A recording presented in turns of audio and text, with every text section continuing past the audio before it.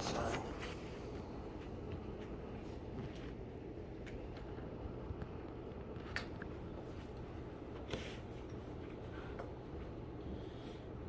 All right. Good day, everyone. How y'all feeling? Same. Weekend is impending. Looking forward to naps. Anything you guys need before we get started today? Can you change the due date for Wednesday? Sorry? Can you change the due date for one more Tuesday To what day? to Wednesday? I will make a final decision about that on Monday.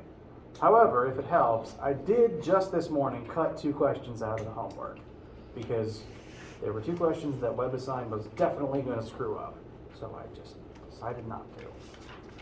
So it's actually only 8 questions now, and we've gone over everything that you need for them. Today there's 2 specific examples of types of situations that I do want to look at with you guys so that, because I know that there will be similar questions on the homework. My official statement is work on the homework over the weekend, come with questions on Monday. I'll see where everyone is.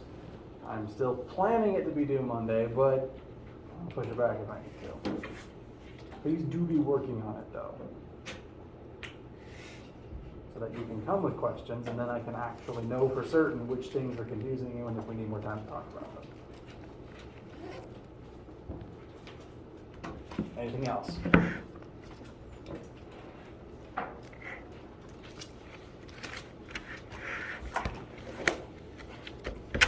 Okay.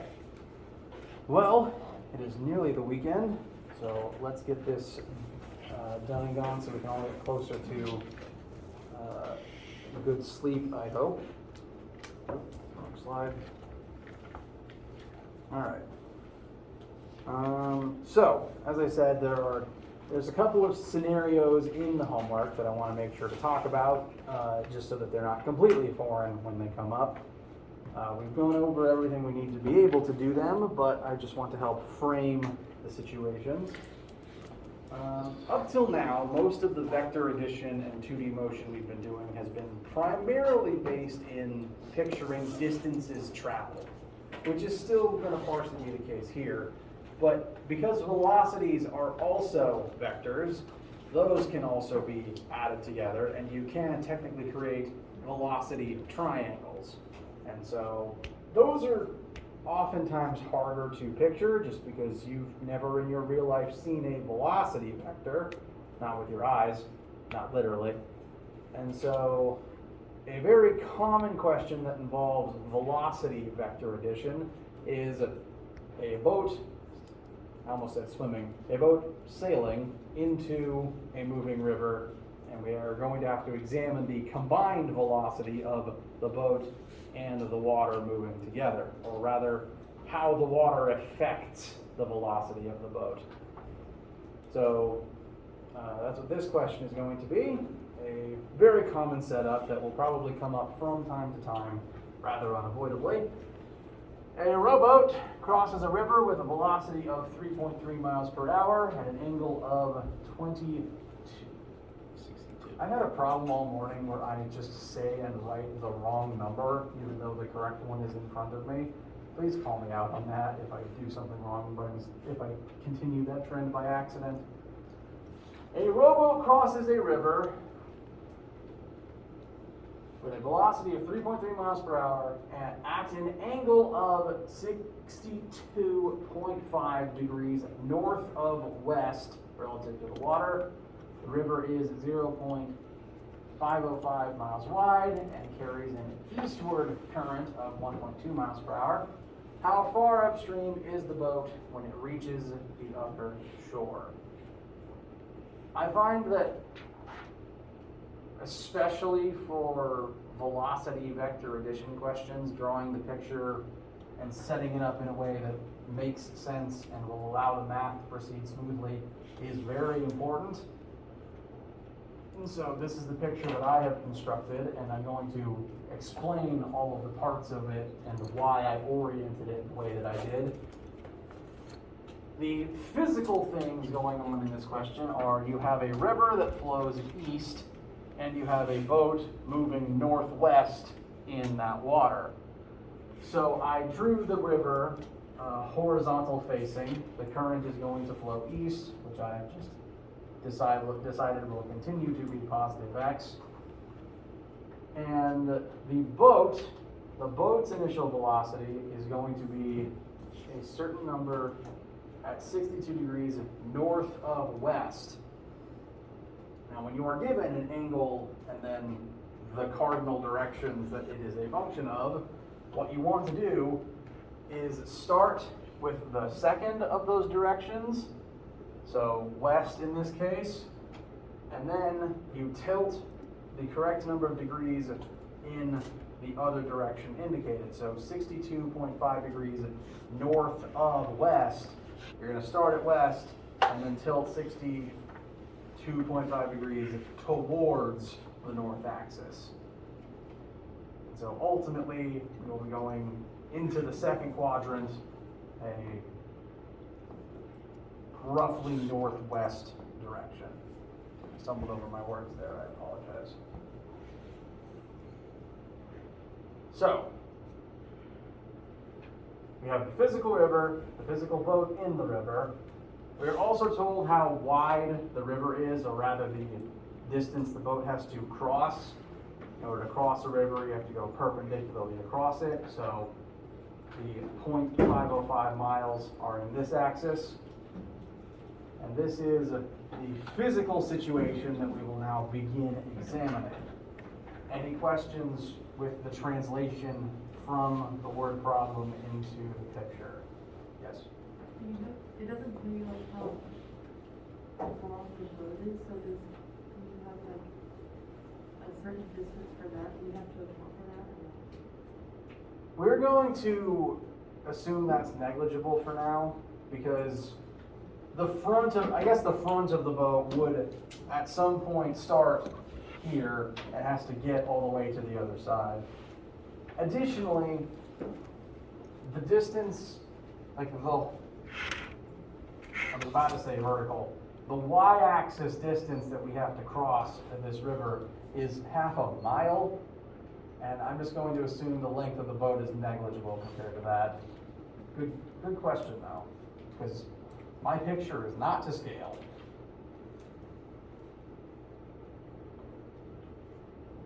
Any other questions?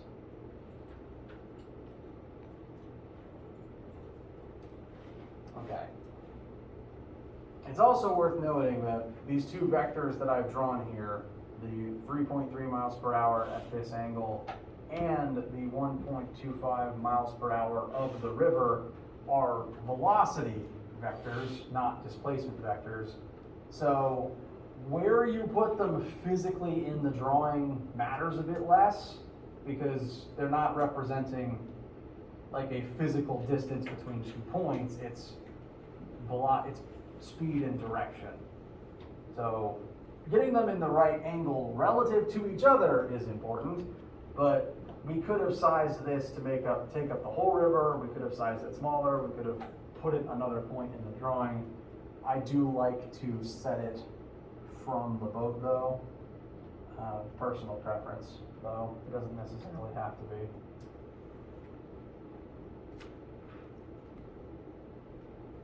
I apologize if what I just said only made it more confusing. Any issues at all before we continue? Okay. So this physical situation, back up. If you wanted to cross a river for absolutely any reason, and let's say that you begin here, and the place you want to get is literally straight across the river, your first instinct is probably to just start going in a straight line. But if the river is flowing that way, and you try to move straight forwards, is this where you're actually going to end up? No, because your y velocity and the x velocity of the river will add up and the resulting velocity, you're going to end up going that way. So whoever is sailing this boat is aware of that and has tilted their velocity accordingly such that it has a piece, part of that velocity opposing the flow of the river. The goal being to try to mitigate ending up downstream by accident. And so, what we're ultimately going to solve for here, because we've been asked how far downstream from where we're trying to go do we end up, we're going to solve for delta x. Because that will tell us how far in the x-axis we wound up compared to where we started. And also where we want to be straight across the river. So delta x is the main thing we ultimately want to get to. To get there, we should start listing the variables that we know or don't know. We don't know time yet. We are actually told delta y though, because if we assume north and south is the y-axis, we know the final, we know exactly how far we're going to go in the y-axis because this is how wide the river is. So our delta y will be the 0.505 miles. Bless you. We don't 100% know our x and y starting velocities yet. We'll get to that in a minute. First, I want to address, because we're just listing out variables, are we accelerating in this situation?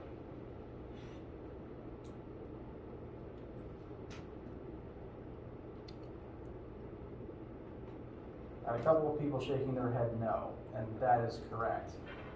If we assume that the flow of the river is constant, and if we assume that the boat is going to move at this speed perpetually, and we're given enough information to make that assumption, we're given no other velocities, we're going to keep those two numbers constant, then that means everything in the x and the y-axis with relation to our velocities are unchanging for the entire process.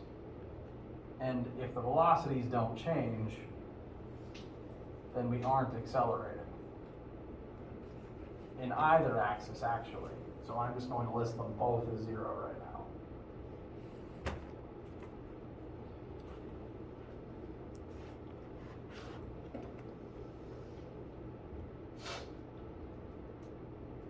So,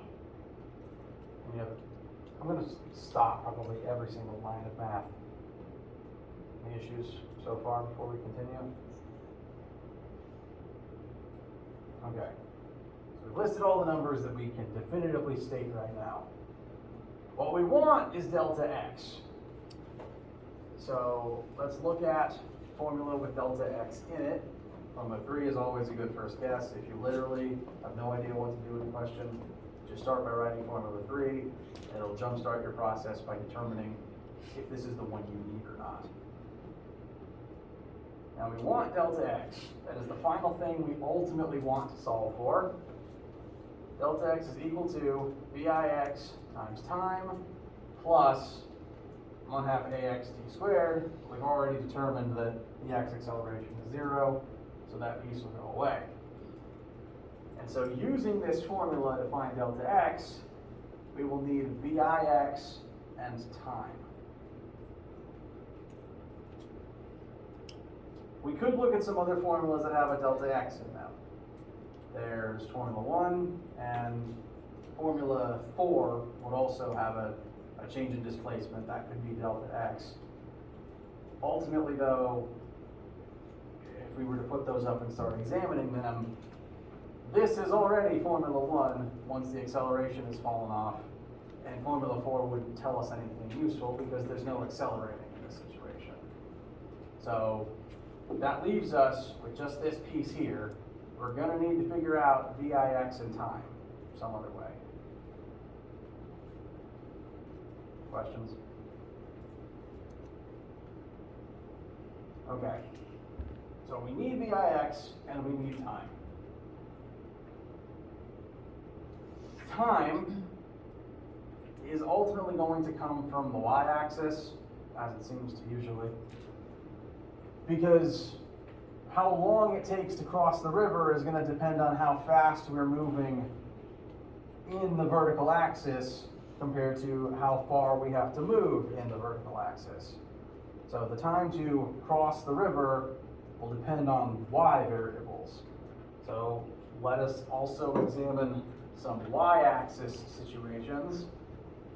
Again, Formula 3 is always a good place to start. Delta y equals VIYT plus 1/2 AYT squared. We're actually not accelerating in the y-axis this time. We've already determined that's 0, so this whole thing's just going to go away again.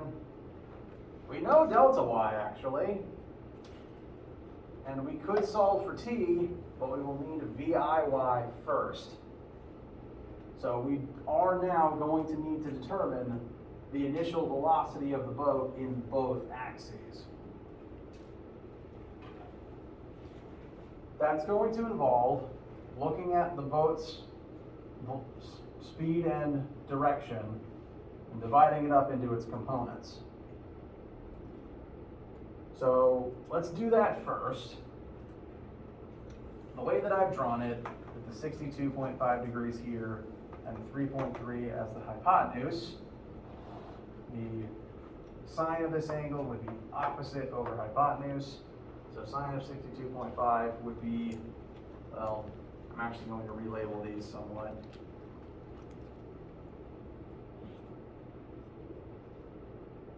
That would be the y leg of this triangle over 3.3. Cosine is adjacent over hypotenuse, so that would be cosine of 62.5 is the x leg over 3.3.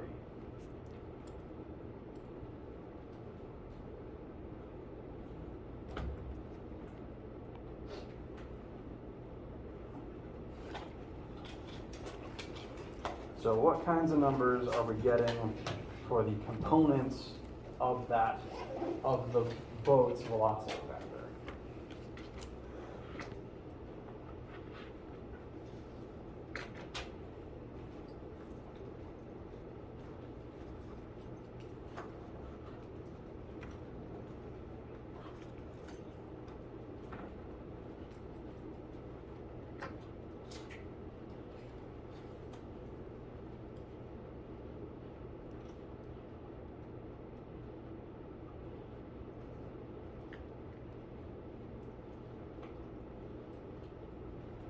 I got 2.93 for the y and 1.52 for the x. Does anyone's math disagree? Okay, make sure you're able to get to these same numbers. Now, are we good to just use these two numbers as our VIX and VIY?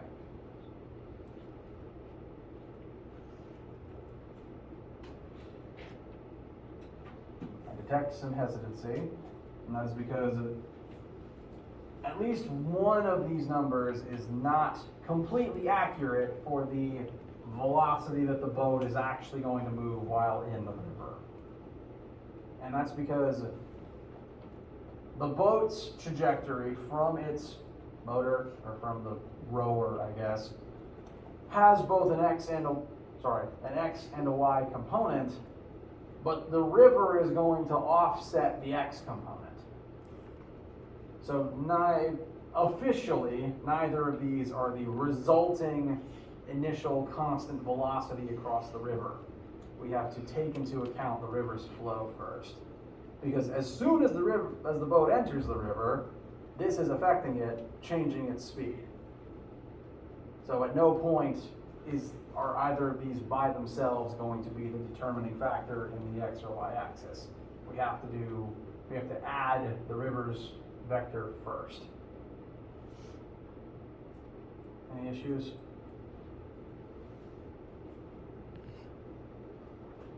Okay. And before we do that, it is worth noting the boat's X component and the river's X component oppose one another. They point in opposite directions of the same axis. Our calculators couldn't have known that, so we ourselves are going to have to put a negative on that x leg we just found. Once we've done that, we can engage in some vector addition. Let's add the boat components to the river to determine the actual constant velocity of the boat as it moves across the river. We set our two x pieces against one another, which is going to give us a smaller negative number, actually. I've got negative 0.27, and the y piece will still just be 2.93 because the river's flow doesn't have a y component. So I'm going to label this as velocity initial equals these. Why am I missing that? There we go. I don't know why. The first parentheses I drew looked too much like a lowercase c for my liking, and now it just looks like an uppercase C. Anyway, my problems with my own handwriting aside, we now know for sure the speed at which the boat will move in each axis. We can now take those numbers and use them in our formulas as VIX and VIY. That means that in the y-axis, we now know everything except time, so we can solve for time. Delta y is 0.505. That'll be equal to our y velocity times time. So we can now solve for time. I think I recall,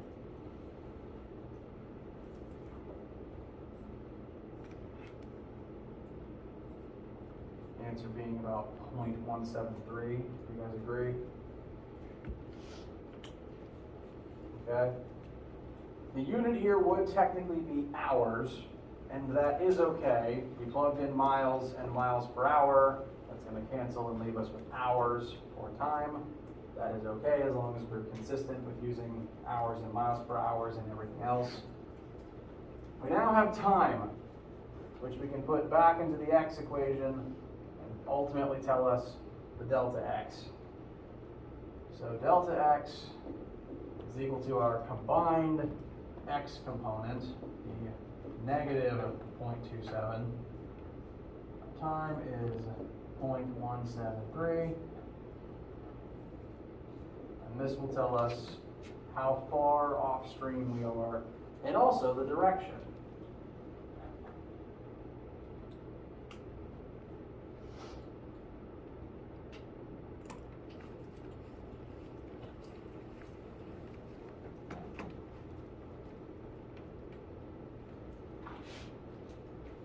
So what is our final answer? Excuse me.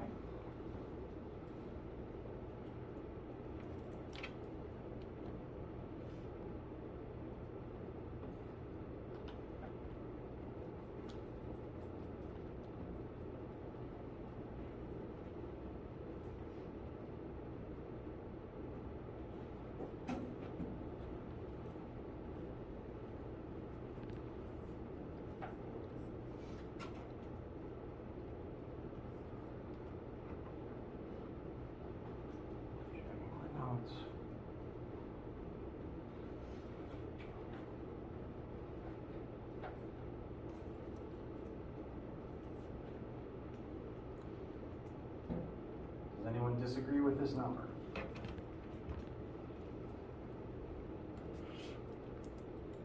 So I've got negative 0.0472 miles. That is not a big number, but it's in units of miles, so we would want a small number of miles. We don't want to be very far off. Please let me know if you are unable to get to this number in your own math. And the negative tells us, specifically,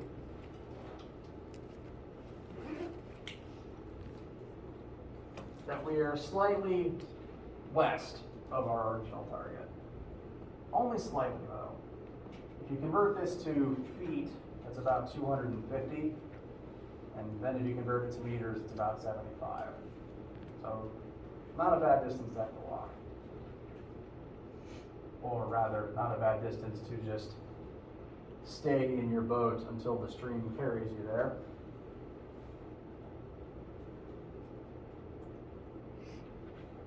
Any questions about anything, any part of what we've just done?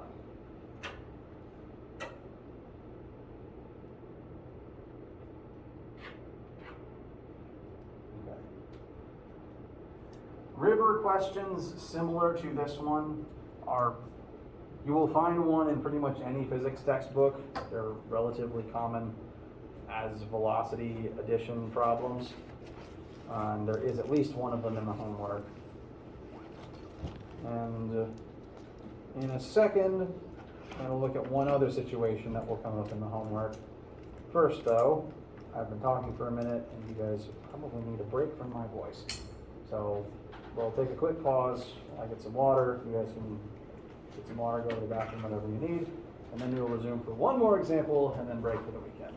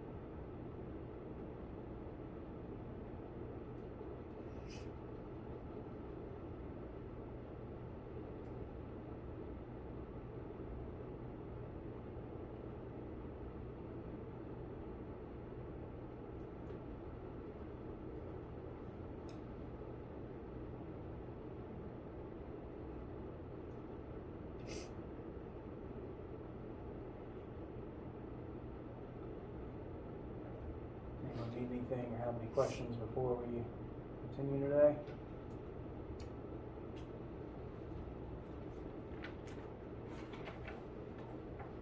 Okay. Got one more I want to look at together, because it's a slightly different version of the question we've looked at in the past.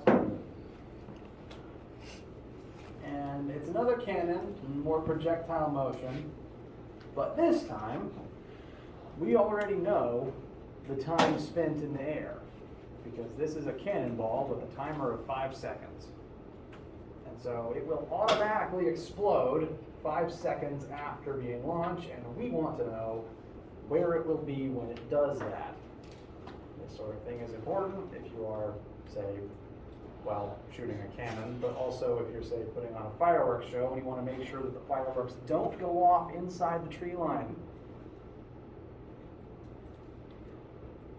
So, there's a lot of cords here for the projector, and not only do I trip on them all the time, but if I touch them with my foot, it begins to kill the projector feed for a couple of seconds.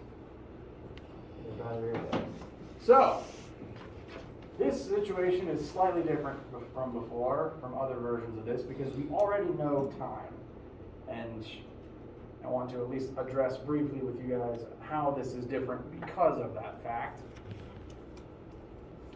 What we're asked for is we want to know where the cannonball will be when it explodes. And we want that number in terms of the base of the cliff. So I've set this point as 0, 0. And with this as our frame of reference, we are going to solve for XF and YF, the final location in each axis. There's a reason I'm not calling that delta X and delta Y. I'll elaborate more on why that is in a moment. First, let's start listing the things we know and don't know. 1, we are told time. We have 5 seconds from launch to kaboom. Second, we know where the cannonball will begin. In terms of the x-axis, it starts at x position 0. It starts directly above the x position it starts directly above the x position of our frame of reference, so its starting x position is 0. In terms of its starting y position, though, it's actually starting 15 meters above our frame of reference, and that is worth noting here. Next, we want to look at the initial velocity of the cannonball in both axes. We are going to have to employ a small amount of trig to find those numbers. So I've gone ahead and drawn legs underneath this launch vector. From the known 75 degrees, sine of 75 is opposite over hypotenuse. So sine of 75 is VIY over 100, and then cosine is adjacent the x leg over 100. And so these two things will tell us our components. While you guys are finding those numbers quickly, assuming this is a cannonball that was launched and is now a projectile, what would its accelerations be?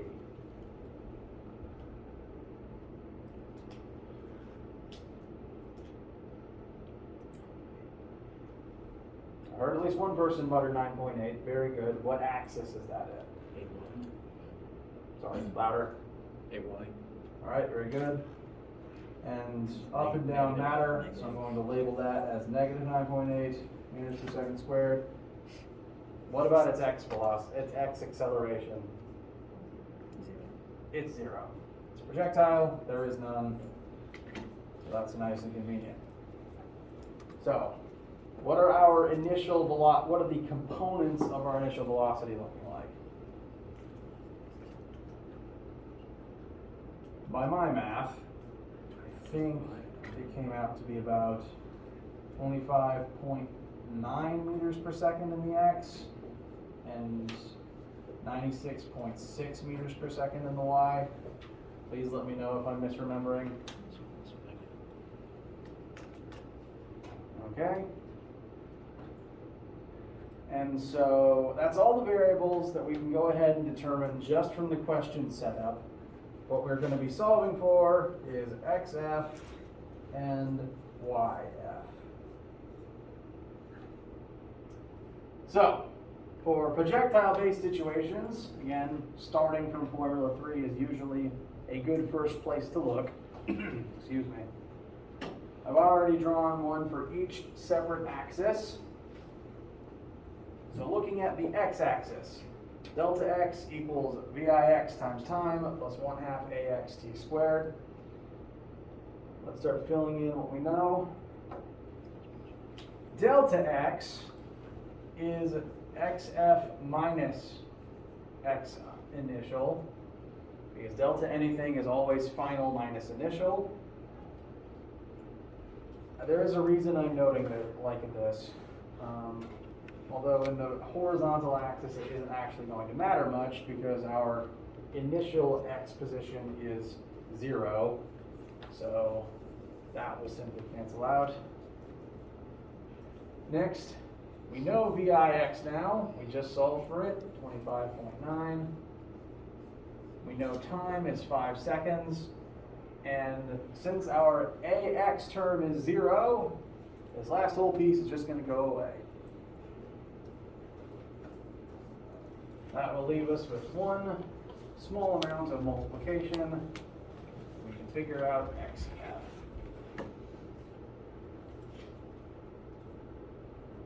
I think that's, thank you.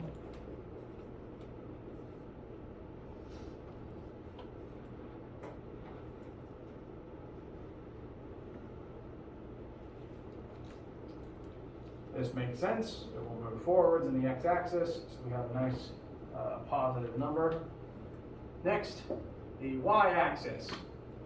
So, delta y will break, why did I write delta again? Will break down into YF minus Y initial, but slightly different for this one is that Y initial isn't 0. So we do have a number to plug in there. This is the reason why I've been indicating it in terms of initial and final as opposed to just keeping the delta. If you're asked for where it ends up, you need to base that in terms of your reference system, not necessarily starting point. Again, WebAssign can be picky sometimes. Now let's continue filling in what we know. VIY we found to be at 96.6, time is 5 seconds, plus 1/2 times negative 9.8 times 5 squared. The negative is important because we have several things pointing up and one thing pointing down. We do have to differentiate and make sure you are only squaring the 5.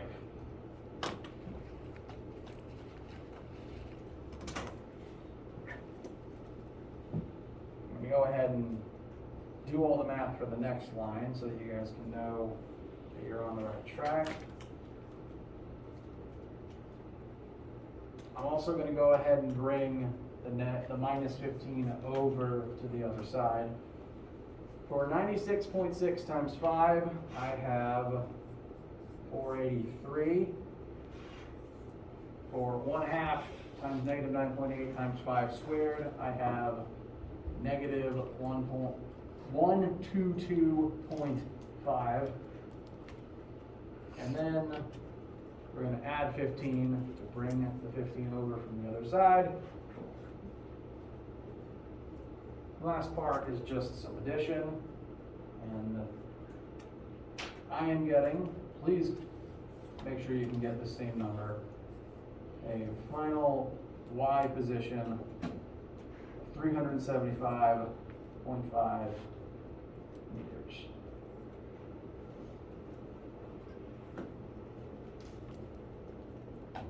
Does anyone disagree / is unable to get this number? Zoom tight.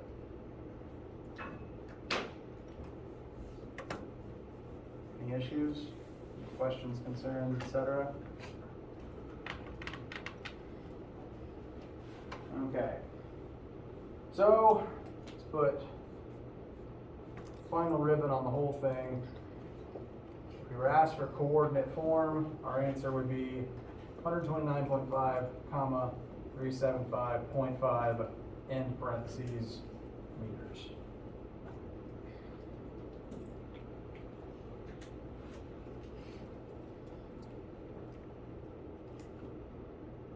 And that's it. Slightly different version. There's one in the homework like this, and I didn't want the modification to the way it works to throw anybody. Any questions about anything at all?